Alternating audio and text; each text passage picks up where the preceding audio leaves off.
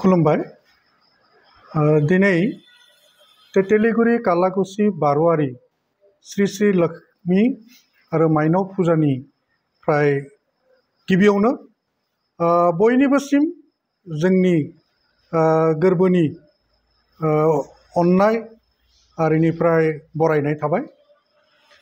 बे खेबाव तेतेलिगुरि कालाकुसि बारुवारि लक्ष्मी फुजाया 80थि बोसोराव हाबबाय आरो बे बोसोराव जोङो 9 साननि थाखाय बे फुजाखौ फालिनो लादों आरो बेहाय गुबुन बोसोरनि रोखोम रंगिना संगिना हाबाफारि जों लाखिदों।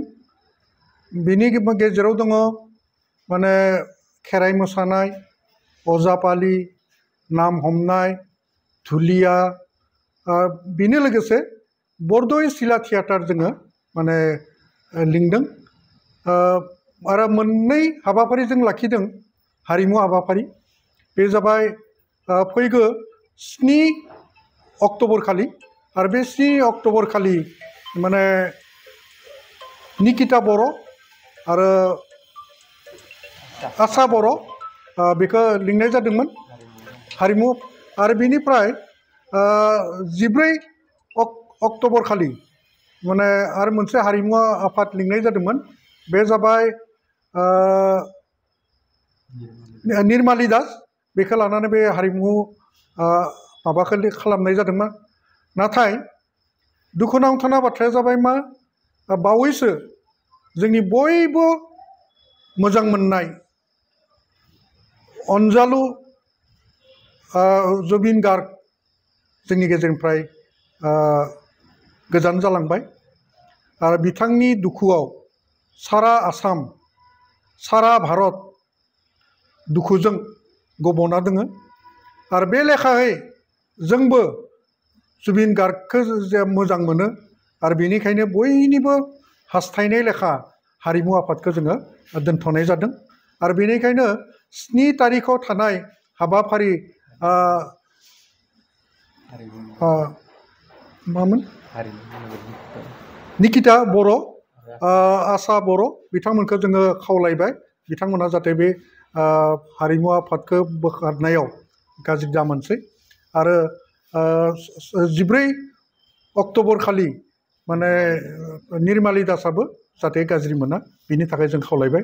बिनि लोगोसे जोंनि बेहाय माने बानिज्य मेला आरो गुबुन मिना बाजार बायदिसिनाफोरा थागोन आरो गासैबो रायजो राजाखौ बेहाय बाहागो लानो थाखाय खावलायनाय थाबाय।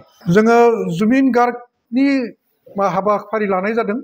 बिथांखौ गोसोखांनानै जोङो सावरायमेल मोनसे लानाय जादों आरो बे सावरायमेलाव गाहायै जोङो खगेन गगৈ होनना बुंनाय बिथांखौ जों लिंदों। मानो होनबा खगेन गगैया जुबिन गार्गखौ गोबां माने रोजाबनाय मेथाइ दामनाय बेफोराव फोरोंदोंमोन आरो बिथांनिफ्राय जोङो जुबिन गार्गनि सोमोन्दै जों मिथिनो मोनगोन। बेनि अनगायैबो अनुपम चक्रवर्ती एनि टिभिनि बिथां माने नेहाथारि बिथांखौबो लिंनाय जादों आरो बिनिफ्राय बिथांनि फोरोंगिरि महेश लकर बिथांखौबो जों लिंनाय जादों। आरो बिनि अनगायैबो सासे जुबिन गार्गजों माने फरायनाय फरायसा लोगो मुनिन दास बिथांखौबो लिंनाय जादों।